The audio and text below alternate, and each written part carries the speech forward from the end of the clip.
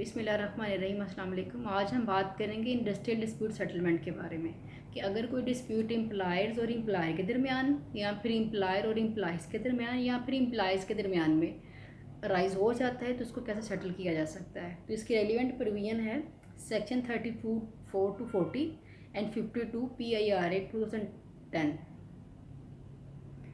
Definition of industrial dispute. अब हम इसकी डेफिनेशन देख लेते हैं जो हम बियर एक्ट से मैंने ली है, section 2 class 15। Industrial dispute means any dispute और difference between employers and employers और बिटवीन एम्प्लॉयर्स एंड वर्कमैन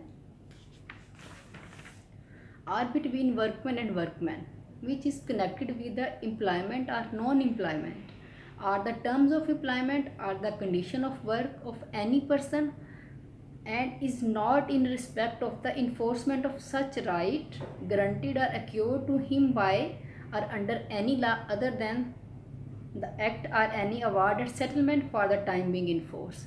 यानी कि वो डिस्प्यूट हम उसको डिस्प्यूट कहेंगे जो एम्प्लॉयर और वर्कमैन या वर्कमैन और वर्कमैन के दरमियान में है। लेकिन अगर कोई किसी का राइट है उसको जो है इन्फ्रिंजमेंट हो जाती है तो उसके लिए अगर वो कोई जो है ना कोई केस फाइल करता है या कोई अपनी डिमांड रखता है तो उसको डिस्प्यूट नहीं कहा जाएगा।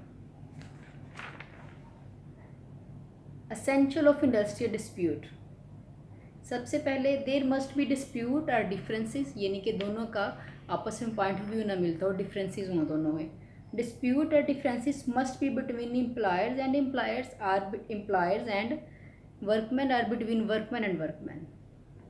द डिस्प्यूट और difference must be connected with employment और non employment or the terms of employment or the conditions of labour of any person. Raising of industrial dispute under section 52। No industrial dispute shall be deemed to exist unless it has been raised in the prescribed manner by collective bargaining agent or an employer। यानी कि तब तक हम इसको dispute नहीं कहेंगे जब तक या तो CBA यानी कलेक्टिव बार्गेनिंग एजेंट या फिर एम्प्लॉयर उसको अराइज नहीं करता। कहाँ पे? हायर फोरम पे, किसी या वो कंसिलेटर को नहीं बताता या फिर वो वर्क मैनेजमेंट काउंसिल को नहीं बताता। Procedure for settlement of industrial dispute. अब हम देखते हैं कि इसका प्रोसीजर क्या है। सबसे पहले जी, communication of views either to council or the other party. If at any time an employer और CBA finds that an industrial dispute has arisen or likely to arisen, the employer or CBA may communicate his views in writing either to counsel or the other party। अगर employer को लग रहा है कि कोई dispute arise होने वाला है या CBA को लग रहा है कि कोई डिस्प्यूट अराइज होने वाला है तो वो जो है कौंसल को, दोनों में से कोई भी जो है जाके कौंसल जो वर्कर मैनेजमेंट कौंसल है उसको बताएगा। वर्कर मैनेजमेंट कौंसिल जो है वो सेक्शन 29 के अंडर जो है ना बताया गया है कि कौंसिल बनाई जाएगी जो वर्कर्स को रिप्रेजेंट करेगी। तो यहाँ तो उसको बताया जाएगा या फिर जो है साथ ही दूसरी पार्टी, जैसे अगर एम्प्लॉयर एप्लीकेशन देता है कौंसिल में तो वो CBA को भी एप्लीकेशन एक कॉपी उसकी भिजवाएगा कि मुझे लग रहा है कि ये डिस्प्यूट अराइज होने वाला है। अगर CBA कोई जो है ना इन रिटन एप्लीकेशन या कोई जो है उसको भी जब भिजवाता है कौंसिल को तो वो साथ ही एक कॉपी जो है वो एम्प्लॉयर को भी भिजवाएगा। Sending a copy of view to the other party. जैसे मैंने पहले बताया है कि दोनों जो हैं पार्टीज़ जो है वो आप कॉपी जो है दूसरे को भिजवाएंगे। Try to settle the dispute by bilateral negotiations. अब ये जो कौंसिल बनाई गई है वो कोशिश करेगी कि विद इन 10 डेज़ जो एम्प्लॉयर है उसको और जो उसका जो CB है जो है उनको जो है बुलवा के उनके जो है वो आपस में डिस्कशंस करवा के बातचीत करवा के जो है उनका जो डिस्प्यूट है उसको हल करवा दिया जाए। If parties reach a settlement, a memorandum of settlement shall be recorded in writing and signed by the both parties and a copy shall be forwarded to the conciliator and the authorities, यानी कि government जो higher authority है।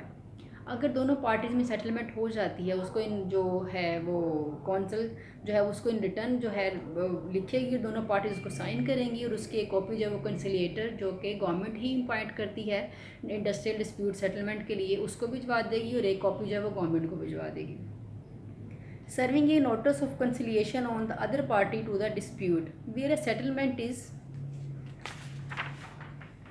not reached between employer and the CBA, or if the view of employer or CBA have been communicated to the council and there is a failure of bilateral negotiation in the council, the employer or the CBA may within 7 days from the end of period of 10 days serve on the other party to the dispute a notice of lockout or strike। अगर दोनों में जो worker है employer है और जो CBA है, या अगर उन्होंने अपने कौंसल को भी बीच में इन्वॉल्व कर लिया है, अगर कौंसल भी फेल हो जाती है, कोई डिस्प्यूट जो है वो किसी सेटलमेंट पे नहीं पहुंचता और वो विद इन 10 डेज़ 10 दिन का उनके पास टाइम है, एटलीस्ट 7th डे पे उन्होंने जो एम्प्लॉयर है वो लॉकआउट के जो नोटिस दे देगा और जो CBA या जो वर्कर्स हैं वो अपनी तरफ से स्ट्राइक का जो है वो नोटिस दे देंगे। Period of notice for strike out और lockout under section 36।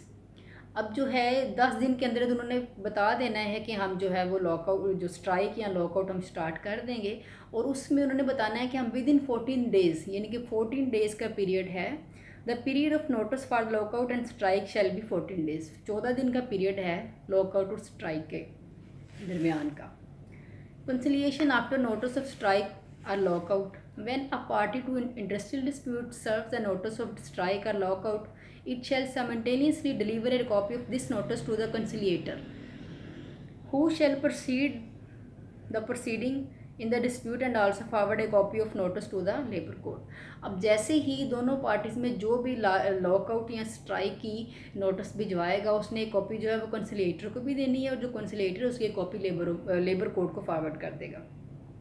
Proceeding before conciliator. अब कंसिलेटर का क्या रोल है यहाँ पे, वो क्या करेगा? To call for meeting of parties. वो दोनों पार्टीज़ की मीटिंग जो है वो कंडक्ट करवाएगा और दोनों को अपने अपने सामने बुला के उन दोनों की जो है व्यूज़ उन दोनों को सुनेगा। To call any employer. Conciliator के पास ये अथॉरिटी होती है अगर उसे लगे कि किसी इंडिविजुअल एम्प्लॉय को उसके पास होना ज़रूरी है, इस मसले के हल के लिए उस पर्सन का वहाँ पे मौजूद होना ज़रूरी है, तो इन राइटिंग उस बंदे को भी बुलवा सकता है। To suggest to either party to the dispute concession और मॉडिफिकेशन। दोनों के व्यू सुन लेने के बाद वो दोनों पार्टीज़ को कहेगा कि अपने अपनी डिमांड्स में या अपने अपने जो भी उनके टर्म्स हैं उनमें कोई मॉडिफिकेशन कर ले, उनमें कोई कंसेशन कर ले। To send a report of settlement to the court. अगर तो दोनों पार्टीज़ में सेटलमेंट हो जाती है, दोनों पार्टीज़ किसी एक रिज़ल्ट पे आ जाती हैं या उनका डिस्प्यूट हल हो जाता है, तो जो है वो एक रिपोर्ट उसकी तैयार करेगा कंसिलिएटर, उसकी जो एक और उसका जो एक मेमोरेंडम है वो दोनों पार्टी साइन करेंगे, वो उसको गवर्नमेंट को सेंड कर देगा। गवर्नमेंट को क्या होगी जी? Provincial government. Continuation of conciliation proceedings. If no settlement is arrived. अगर कंसिलिएटर से भी कोई जो है वो सेटलमेंट राइज नहीं होती तो ये प्रोसीडिंग्स है ये कंटिन्यू रहेंगी। To pursue the parties to agree to refer the dispute to an arbitrator. फिर वो ये कोशिश करेगा, पार्टीज़ को कायल करेगा कि वो अपना जो डिस्प्यूट है वो किसी आर्बिट्रेटर को रेफ़र कर दें ताकि वो उनका प्रॉब्लम को है वो हल कर दे। अगर तो पार्टीज़ एग्री हो जाती हैं आर्बिट्रेटर पे, तो या तो गवर्नमेंट आर्बिट्रेटर को अपॉइंट कर देगी या फिर दोनों पार्टीज़ के एग्रीमेंट से, दोनों पार्टीज़ के ओपिनियन से एक आर्बिट्रेटर जो है उसको हायर किया जाएगा और आर्बिट्रेटर जो है वो अपना एक अवार्ड इशू कर देगा और वो जो है जो उसका अवार्ड होगा वो फाइनल होगा और उसके अगेंस्ट कोई अपील नहीं की जा सकेगी। और फ़र्ज़ करें अगर पार्टी जो हैं वो आर्बिट्रेटर पे एग्री नहीं होती तो वो फिर जो है लॉकआउट या स्ट्राइक की तरफ जा सकती हैं। और उसके बाद जो है दोनों की पार्टी जो हैं, जो दोनों के इश्यूज़ हैं, जैसे एम्प्लॉयर्स है वो स्ट्राइक आउट जो है उसके कॉल दे देगा, या जो एम्प्लॉइज़ हैं वो लॉकआउट की स्ट्राइक के बारे में, जो एम्प्लॉइज़ हैं वो स्ट्राइक की तरफ चले जाएंगे और जो एम्प्लॉयर है वो लॉकआउट की बात करेगा। तो इस केस में जो लेबर कोर्ट है वो फिर उसकी प्रोसीडिंग्स शुरू हो जाएंगी। फिर लेबर कोर्ट की जो रिस्ट्रिक्शन है कि वो जो किस तरह से डिसीजन लेता है, और इसके बारे में मेरा पूरा एक टॉपिक है लॉकआउट स्ट्राइक के टॉपिक जो है मैंने अपलोड किया हुआ है, आप उसके लिए उसको कंसल्ट कर सकते हैं। तो आज का हमारा टॉपिक यही था। इंशाल्लाह फिर किसी नए टॉपिक के साथ मिलेंगे, तब तक अपना बहुत ख्याल रखिएगा। तब तक के लिए खुदा हाफिज़।